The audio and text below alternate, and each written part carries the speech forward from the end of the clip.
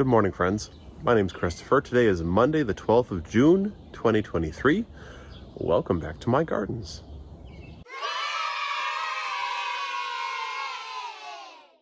Today I'll start you in the back corner of my vegetable garden. Take a look.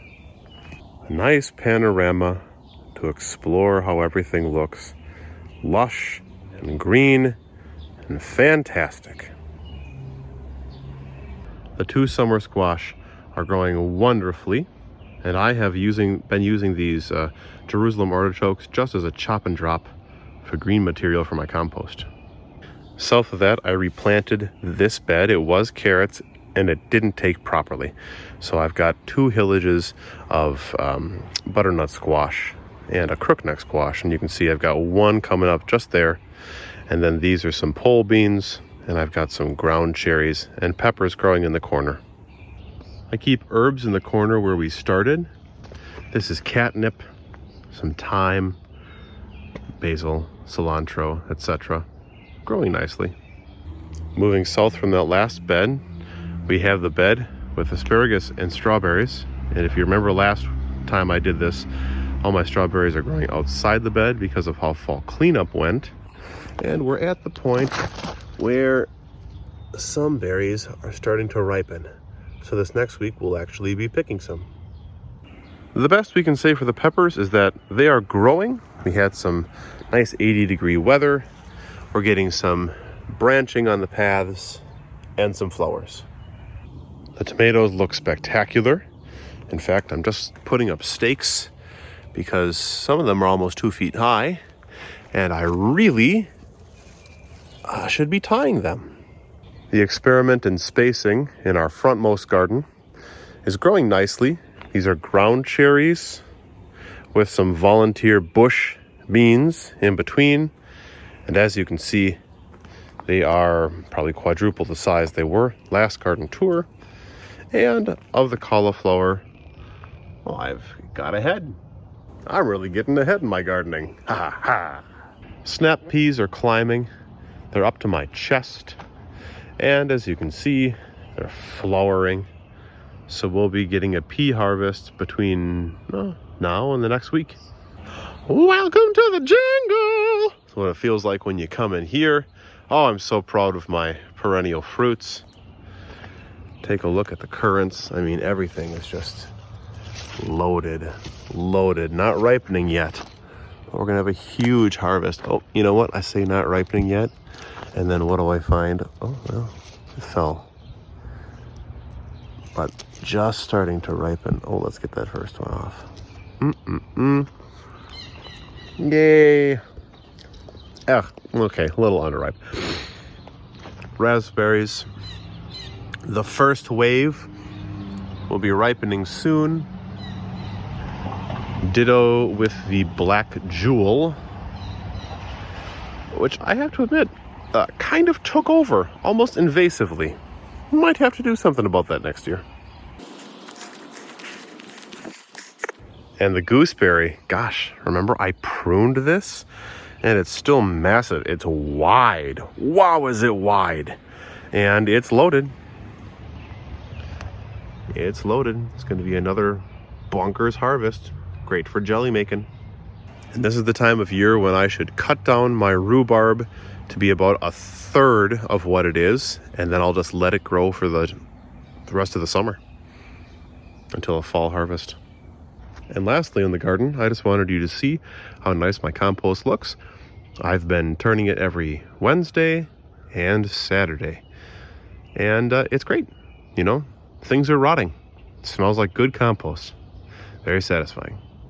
Let's head out now to see the flowers, and I'll show you the wonderful path I put in last week. I got done putting in the path the Wednesday prior to this video. It's mostly complete.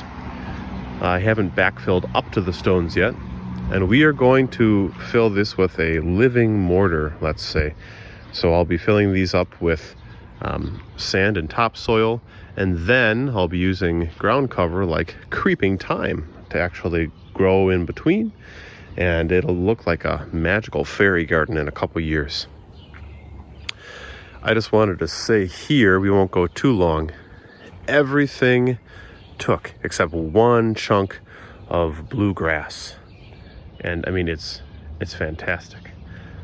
I'm so impressed. Like, you compare this with the last video, the creeping geraniums are all erect. All the root systems took. Some of my clematis is starting to grow. Don't have the tower in yet, so we're using some sticks as a filler. I planted an additional clematis since last time. That'll wrap around the edge of the fence there. I've put a Mexican sunflower in a pot because I had an extra one.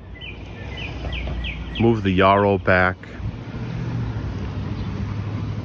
As we move forward to the front, I don't think I've done anything different here. Aside from, of course, put in the path. And just look at this curvature. Isn't that beautiful? I can't get enough of this particular view. I think it's stunning. Up in the front garden, plenty of things are happening. The iris closed, but the yellow loosestrife opened. Aren't those lovely? I have an astilbe that's going to blossom soon. I believe it's a white astilbe. Take a look at the pots. They're spilling over. You know, those petunias and the vines. Catmint. This was just planted last year, or it was a volunteer. I don't remember. Either way, it's growing and it's blooming. And right next to that, the Japanese iris are just ending. I'll be transplanting some of them next year. These are about to open, and they'll have some lovely light pink flowers. I only had one bearded iris last year, or this year, and it's just about done. But isn't that lovely? So many unique varieties. I've always liked this white and purple. And I forget the name of this, but I've always called it a button flower. And it almost died, but this year it came back wonderfully. So we'll be digging it out here, probably moving it over there so the phlox isn't completely consuming it. Let's go around the corner and check out Phyllis's garden, which is the name to our garden that we gave here to honor my neighbor Phyllis. Just look at that. Look how lush it is. You can barely see the ground. That's what the other side is going to be like. So, I mean, conversation-wise, the clematis is a mixed bag of climbing and flowering. I don't know. I'm kind of disappointed with it. We've got, of course, lots of purple flowers on the creeping geraniums. 2 different kinds of lupin. Take a look at that. Look at this pretty purple here. And this one's almost a burgundy, like a red burgundy. So neat. And both of those, I think, started from seed. Could be wrong. I've got one random common milkweed that'll be opening up here. And in just a couple of days, it looks like the yarrow is going to open up. And that's a fragrant goldenrod color. The bleeding hearts, all finished. Phyllis, my neighbor, actually put in a garden doodad for herself. I thought that was sweet. And here in this tree, which is underneath this very large pine, so it's almost exclusively shade, the hostas are growing nicely. I'm trying to interplant hostas of different variety. So 1, 2. So maybe this fall I'll dig up some of the common ones, move them around, and make way for other things that are trying to grow in this space. Just so it's not all the same, I don't know, project, right? There's nothing monumental to report about progress in the orchard other than it looks lovely, of course. So I'll simply leave you with this great shot of the path and the new garden. Always a great feeling when you get successful transplants in a new bed. So that's how I'm feeling right now. 2 nights ago, we got our first rain in about a month. And so I didn't have to water this morning, which is why you're getting the actual filming in the morning of Monday. And we're going to get some rain again tonight leading into tomorrow, or maybe Tuesday into Wednesday, whatever, doesn't matter.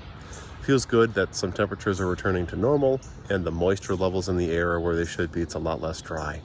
And of course the plants love it. Otherwise I was out here, getting up at 5, getting out here at 20 after 5 every morning and watering all these new transplants and the seedlings in the vegetable garden. And that's why they look so good right now. Otherwise they would have had 0 water for a month if I was just waiting for Mother Nature to do its thing. How's the weather by you? How are your gardens growing? Let me know down below. And until we see you next time, happy gardening. Bye.